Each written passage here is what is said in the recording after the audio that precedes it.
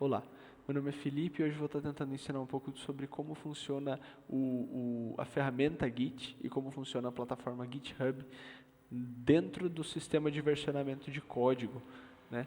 Já que antigamente nós não tínhamos ferramentário para versionar código e era necessário, por exemplo, autorizar ou desautorizar o manuseio dos arquivos. Quando uma pessoa manuseava, a outra não poderia manusear, muito parecido com como funciona um diretório do Google Drive, muitas vezes. Agora o Google Drive também permite manuseio do mesmo arquivo simultaneamente por duas pessoas, inclusive você consegue visualizar quando a pessoa está manuseando. O Git ele funciona um pouco parecido, ele vai permitir que a gente consiga, por exemplo, manusear o mesmo código, cada um trabalhando em uma área, por exemplo, na programação orientada a objeto, em um objeto diferente, e decommit cada um na sua parte. A pessoa responsável pelo projeto vai ser capaz de analisar os códigos que foram enviados, verificar a veracidade, a utilidade e a estrutura do código, e aceitar esse commit ou negar esse commit. Aí, claro, negando o commit, normalmente há um feedback, porque quando é uma equipe que está trabalhando junto no mesmo código, ou então quando a pessoa está trabalhando em um projeto open source, pode haver esse feedback, pode não haver, né? Então, para que a gente consiga aprender um pouco mais sobre o Git, eu vou estar dando um passo a passo aqui. Primeiro a gente vai começar com instalando o Git, né? Então, atualmente eu trabalho com Linux, eu uso o Linux Fedora, então a gente vai estar vendo aqui que a instalação ela já está sugerindo que eu baixe para Linux. Eu vou ensinar aqui a baixar para Linux. Se você não usa Linux, é muito fácil baixar o Git, basta você encontrar aqui, se você pode pesquisar download Git for Windows. Você vai encontrar aqui o install for Windows, vai seguir esse passo a passo aqui. Então, para você baixar a versão Windows, você pesquisa como a gente mostrou, e você entra aqui, vai ter a opção para baixar a versão mais recente, mas nem sempre é tão bom baixar a mais recente, mas existe também a versão mantida, ou seja, a versão mais recente que tem mantenimento, que foi, digamos assim, mais estável. Eu recomendo instalar o Standard, porque vai funcionar da mesma forma, não tem nenhuma dificuldade, tá? Então a gente baixaria a versão aqui, provavelmente vai ser o Windows 64 seu, hoje em dia a maioria é. Se for 34, se for 32, aí você tem que pesquisar download git Windows x32. E aí você vai encontrar algumas versões que você encontra no Git mesmo, a versão SDK 32, tá bom? Mas em geral, os notebooks hoje em dia, os computadores hoje em dia, todos vêm 64 bits, tá bom? Então na versão Linux é bem similar a estrutura de download, entretanto os comandos para você baixar são diferentes. Então, por exemplo, você vai ver aqui que você vai procurar a versão do seu Linux, certo? Então, cada versão do Linux, cada distro, ela vai ter uma estrutura de código se baseando no que foi definido pela, bom, pela criação, pela empresa que criou essa distro. Então, aqui no caso eu uso Fedora e eu uso o 44, né? 44 eu não recomendo, mas porque ele é muito atual, né? Mas eu recomendaria o 42, mas está aqui o Fedora 22 and Later. Então, vai ser esse código aqui. A gente vai chamar o DNF install e vai botar o nome Git. Basicamente vai ser isso. Se eu apertar, por exemplo, eu criei o atalho, né, Ctrl Alt T, eu abro aqui o meu terminal e basta botar DNF install Git. E aí ele vai pedir tá certo. Quando ele pede autorização, basta você escrever sudo, você vai dar overwrite no pedido, e aí você vai botar sudo install git. Você vai botar sua senha, e o meu vai dar que eu já tenho git. Então, aqui já está instalado. Em algumas versões Git, perdão, em algumas versões do Linux, o Git já vem como nativo, tá? É a versão do Fedora 44, ela traz o Git nativo, eu não preciso instalar Git nessa máquina. O que você vai fazer com o Git, então? Você vai aprender a criar um repositório, você vai aprender a criar, a subir esse repositório, você vai aprender a puxar um repositório de dentro do GitHub, ou seja, você vai ser capaz de usar o Git como uma ferramenta conectada à internet, né, dentro do serviço do GitHub, que é oficial. Existem outros, como é o GitKraken. O GitKraken tem uma interface um pouco melhor, tá? Eu posso até estar mostrando para vocês. Então, o GitKraken aqui ele tem uma estrutura mais bem desenhada, claro, tem um design diferente. Entretanto, o GitHub seria a ferramenta oficial, então a gente vai manter a oficial como todos têm mantido, né? Pouca gente que eu conheço usa o GitKraken, né? Então, o GitHub vai ser a ferramenta que nós vamos estar utilizando. O meu GitHub está aqui, Fesqueira, né? Porque meu nome. E vai nos permitir, o GitHub vai nos permitir utilizar essa ferramenta Git online, certo? Se você tem um macOS, também a mesma coisa. O Mac ele vai estar atrelado a essa lista aqui de afazeres para que você possa baixar, ok? Então vamos continuar com os comandos Git agora. O que a gente vai precisar fazer vai ser criar esse novo arquivo dentro do terminal. No Windows a pessoa tem uma opção um pouco mais visual, às vezes, que basta criar. Você pode clicar com o botão direito, dar novo arquivo ou new file, né? Daí você bota o nome que você quiser. Aqui a gente usa o comando normalmente touch. Então touch significa tocar, mas basicamente cria um arquivo. Então, por exemplo, teste.txt. E a gente criou o teste.txt. E aí a gente vai começar a poder usar o comando git para que a gente possa subir esse arquivo para o nosso repositório Git. Então como é que a gente vai fazer isso? Basicamente a gente vai dar uma olhada aqui na nossa cheat sheet, né? Então a ideia é que a gente não dependa do que uma pessoa que está gravando um vídeo, por exemplo, seja qualquer pessoa, está falando, tá? O que a gente deveria fazer é ser capazes de encontrar o material dentro do source code ou dentro da documentação, né, da documentation da própria coisa que a gente está querendo aprender. Então, por exemplo, aqui a gente já tem dizendo, se você quer adicionar um arquivo que ele não está sendo rastreado pelo Git, você precisa botar git add e o nome do arquivo. Então, aqui a gente vai fazer como? Git add teste.txt. Pronto. Agora esse arquivo está sendo rastreado pelo Git, certo? Então ele vai ser monitorado e versionado dentro do nosso Git. Então, já adicionado esse arquivo à pasta com o comando touch, já adicionado esse arquivo no repositório Git com o comando add, né, git add, a gente vai primeiro ver se o arquivo está na pasta. Então a gente vai poder abrir aqui a nossa pasta teste.git. Você pode ver que aqui vai ter um teste.txt escrito nada, né? Aqui eu estava mexendo com outro programa antes. Então aqui não vai ter escrito nada porque a gente não escreveu nada, né? Mas é um arquivo que a gente criou.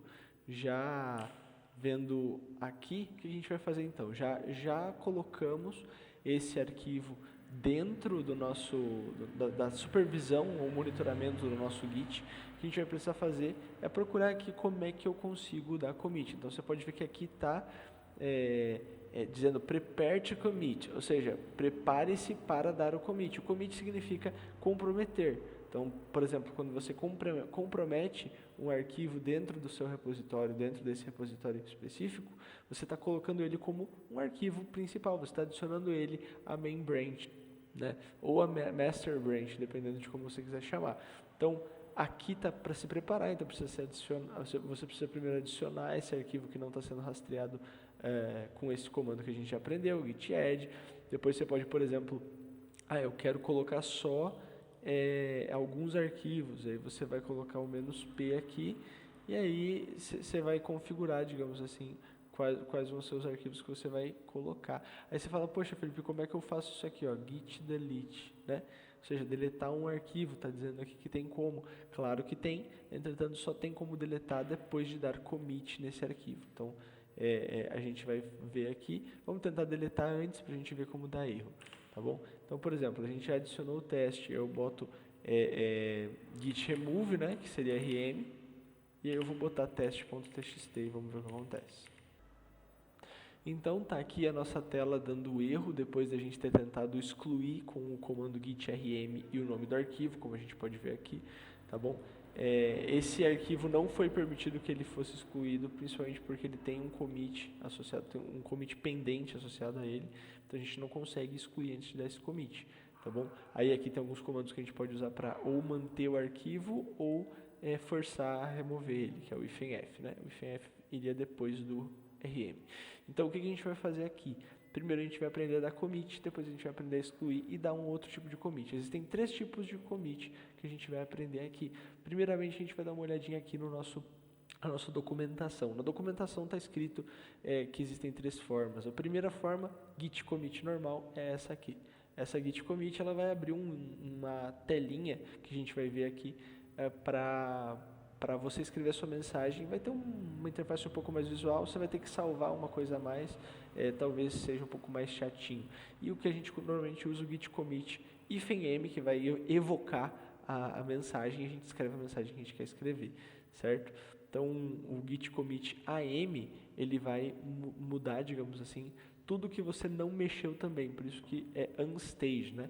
Então, por exemplo, se você dá um am, git commit am, você vai acabar por atualizar todos os arquivos, enquanto que só no M é só o que você mexeu, tá bom? Então aqui a gente vai primeiro testar o git commit normal para dar uma olhadinha. Então o nosso terminal já aberto, o que a gente vai fazer vai ser da git commit limpo, sem nenhuma especificação, sem o -m e a mensagem, então sem nada. A gente só vai da git commit.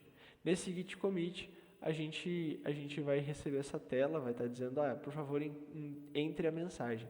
Se a gente não coloca uma mensagem, vai dar erro, eu vou mostrar para vocês.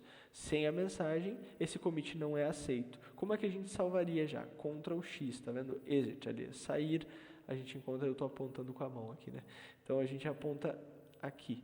O sair está com Ctrl X aqui, parece Shift, no Windows é Ctrl, no Linux é Ctrl, né? Então, Ctrl X, você vai sair e vai dizer assim, abortando o commit, porque não tem mensagem, né? Uma mensagem vazia. Então a gente vai agora fazer com mensagem.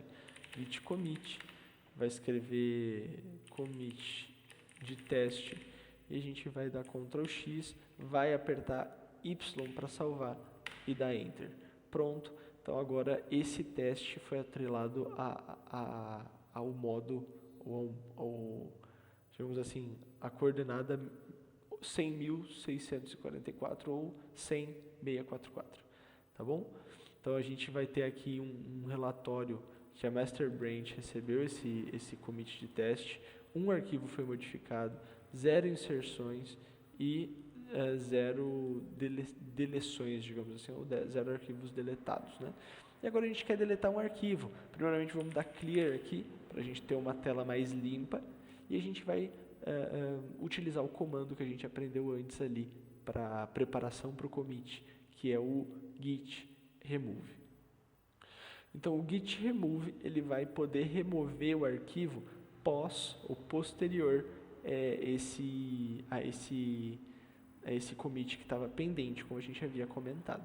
Então agora eu posso dar no mesmo arquivo, na mesma pasta, vocês podem ver que eu estou na mesma pasta aqui, teste git. Então eu vou dar git commit rm de remove e vou escrever o nome do arquivo, né? A gente consegue abrir aqui e ver, por exemplo, que esse arquivo está aqui ainda, tá bom? E a gente vai excluir ele, git remove teste.txt, e a gente vai dar aqui e autorizou remove, a gente vai ainda dar alt tab, não está mais aqui, né? E aí Felipe, por que já mudou aqui antes da git commit? Tem que lembrar que o git commit ele é para você atualizar no versionamento que vai ter que ser disponibilizado. Então, no seu arquivo, quando você usa esse comando, ele já exclui. Agora, para você atualizar essa versão, por exemplo, em um servidor de Git, ele já vai precisar que você dê git commit. Agora a gente vai dar um git commit diferente. Vamos lembrar aqui que aqui vai estar escrito git commit -m com a mensagem. Então vamos dar uma olhadinha como é que se dá esse commit. Tá bom? Eu vou dar um clear aqui e a gente vai aprender. Esse git commit, então, a gente vai dar assim, git commit, né? E a gente vai botar o -m que evoca a mensagem. E a gente vai colocar, entre aspas, simples, a mensagem que a gente quer dar. Então, por exemplo, atualização com mensagem. E aí pronto, a gente vai ter uma atualização, um arquivo modificado, 0 interações e 0 deleções, né? Esse inserções e deleções, eles são dentro dos arquivos, né? Então, a exclusão de um arquivo é uma modificação, na verdade, certo? Então, espero que tenha ficado claro até aqui. A gente vai agora seguir para algumas das outras funcionalidades dentro desse repositório, dentro dessa capacidade que a gente vai ter aqui de testar localmente. Pessoal, então outra coisa que a gente tem que prestar bastante atenção é entender mais ou menos como é que a gente vai diferenciar uma alteração de criação e exclusão de arquivos de uma alteração de conteúdo dentro desses arquivos. Então, por exemplo, quando a gente está alterando um arquivo, a gente está alterando o conteúdo desse arquivo, a gente vai se deparar com o mesmo git commit. A gente vai ter que estar git add, a gente vai ter que dar e botar o nome do arquivo, né? A gente vai ter que dar git commit com a mensagem da mesma forma.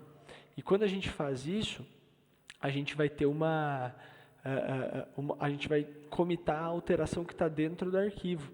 Tá? Então, por exemplo, se eu coloco aqui files, eu tenho esse arquivo que tem eu tenho um print aqui em Python, né? A gente está usando Python aqui só pela ilustração, poderia ser qualquer linguagem, né? E eu quero mudar o nome do fulano de Cláudio para Kleber, e o Kleber não existia antes naquele commit. Então, vou dar Ctrl S, e se a gente puxar aqui, no nosso prompt, a gente vai dar git status, e a gente vai querer extrair do git status o que falta receber commit. Então tá ali, ó, um arquivo modificado é o file txt. Esse file txt ele está modificado e está em vermelho porque ele não está adicionado na lista. Então se a gente der git add file txt e agora dá git status, a gente vai ver que ele está verdinho. Está modificado também, está da mesma forma, só que agora ele está modificado. A instrução que a gente recebe, por exemplo, eu não quero, eu quero voltar com esse add, né? Então eu posso dar git restore, aqui staged, e boto o nome do arquivo, então file.txt. Vamos dar um git status de novo, e ele volta a estar faltando adicionar. Então eu posso tirar e posso colocar dentro da fila de commits quando eu quiser. Então vamos dar um clear e vamos adicionar git add file txt. A gente adicionando, a gente vai dar um git commit, botar uma mensagem qualquer aqui, mensagem mesmo, como a gente está fazendo até agora, a maioria das vezes, e a gente deu commit. A gente está numa branch que eu criei para a gente trabalhar aqui, que é a branch de teste, né? Então, quando a gente vai, por exemplo, observar aonde que está esse commit, a commit ela vai estar sempre aqui, aliás, perdão, a branch vai estar sempre aqui quando você der o commit e você receber esse relatório. Então, agora a gente está na branch de teste. Felipe, como é que eu crio uma nova branch? A gente vai vir aqui. Lembrem que a gente falou que a gente tem que estar sempre prestando atenção nisso. Então, a gente vai prestar aqui uma atençãozinha e vai procurar. Poxa, preparar para commitar não é onde eu crio branch. Criar commit, fazer commit não é onde eu crio branch. Se mover entre branches, que seria galhos numa árvore, né? Então, por aqui, opa, criar branch, git switch e adiciona um Czinho de criar. Aqui o git switch sem o C, ele é para mudar entre branches. Então, por exemplo, se eu quiser usar um git switch e botar master, que é a branch principal, vai estar aqui, trocou para a branch master. Tá? Então, aqui, se eu botar git switch branch de teste, eu volto para a branch de teste. E se eu quero criar outra? Git switch, muda quase nada. Git switch hífen C de criar, né, de create, e o nome que eu quero dar. Por exemplo, árvore. Não, galho de árvore, vamos botar, porque é uma branch, né? E pronto. Aí se eu der um commit agora, por exemplo, eu vou alterar um arquivo, esse commit vai ficar só dentro da branch galho de árvore. Por consequência, se eu alterar tudo que tem nesse programa dentro dessa branch, a branch main não foi afetada. Então eu não vou travar o sistema, não vou parar o meu sistema, né? Não vai deixar de prestar um serviço, por exemplo, porque eu estou fazendo manutenção. Antes disso, era mexido em tempo real nos arquivos, tinham backups, a gente gastava vários gigas de backups, dependendo da aplicação.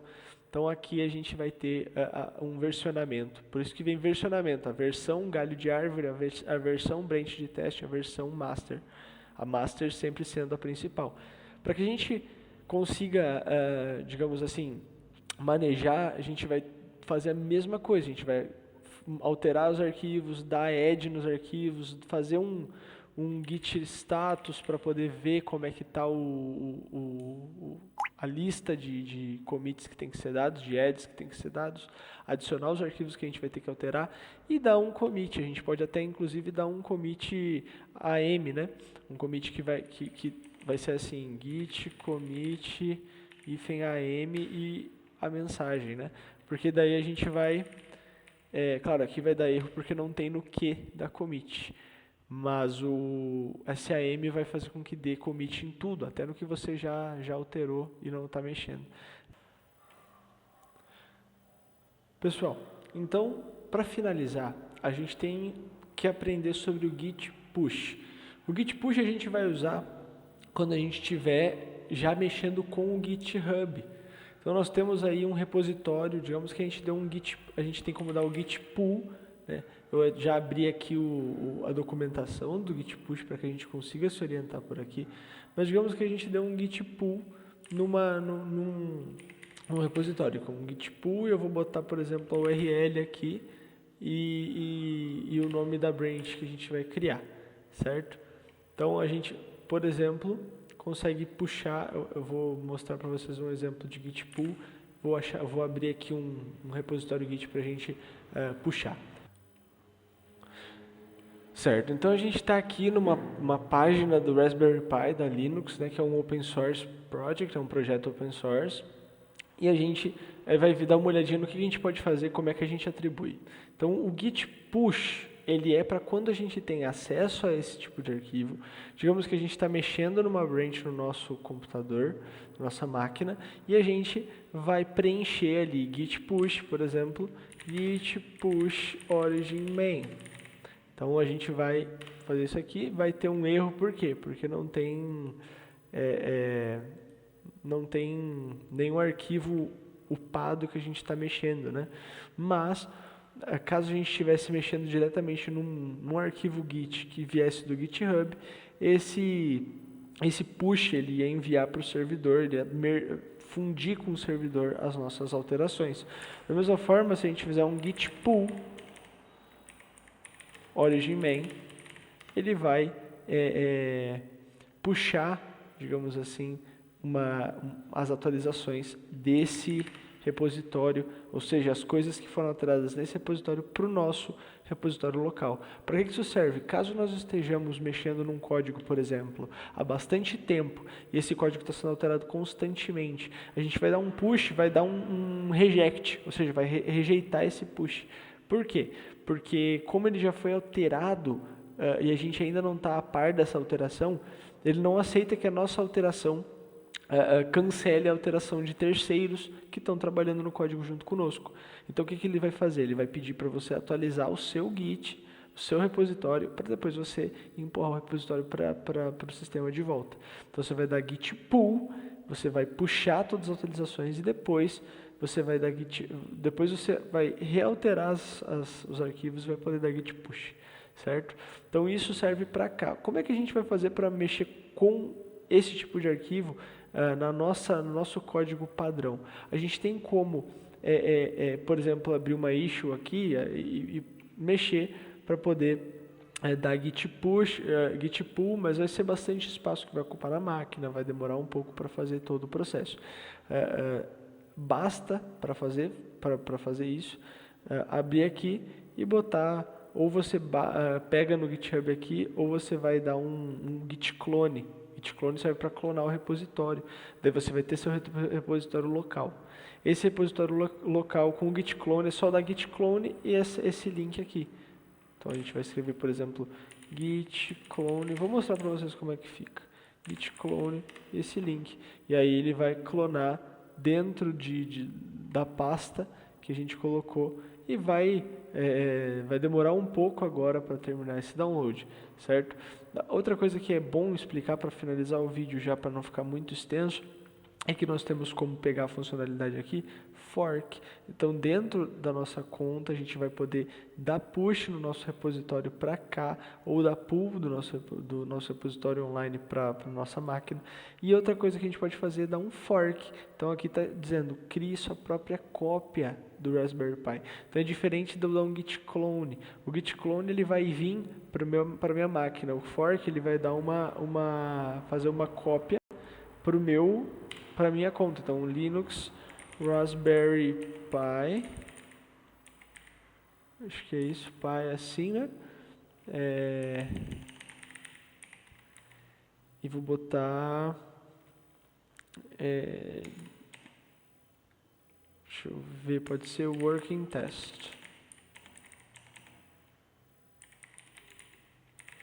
Ok? Então a gente vai criar um fork lá na nossa página agora. Vai ter um clone exato de todo esse repositório, já com todos os commits que foram feitos até agora, dentro associado à nossa conta. E aqui a gente pode mexer à vontade também.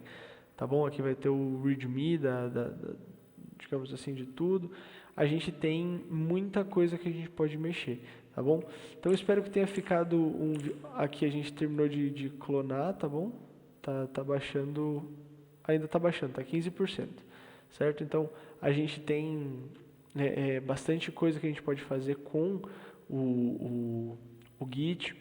Espero que isso tenha pelo menos servido para despertar a curiosidade de vocês, para elucidar os pontos iniciais, para ensinar a fazer, por exemplo, os processos Git dentro da sua própria máquina, pelo menos, e começar a ter esse interar, porque nenhum vídeo nunca vai ensinar tudo, né?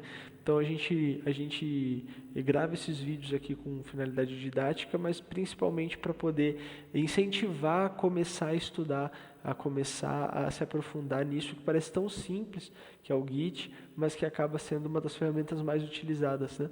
Se a gente fosse falar, as ferramentas mais importantes seriam bancos de dados, como SQL, né? SQLize de banco de dados, né? Git e, quem sabe, uma linguagem de programação que você escolha, né? Então, por exemplo, se você quer back-end, você vai escolher Java, se você quer front-end, você vai escolher JavaScript, muitas vezes, você vai aí se adaptando, tá bom? Então, tenham todos um bom dia, uma boa tarde, uma boa noite e obrigado pela atenção até aqui. Tchau, tchau.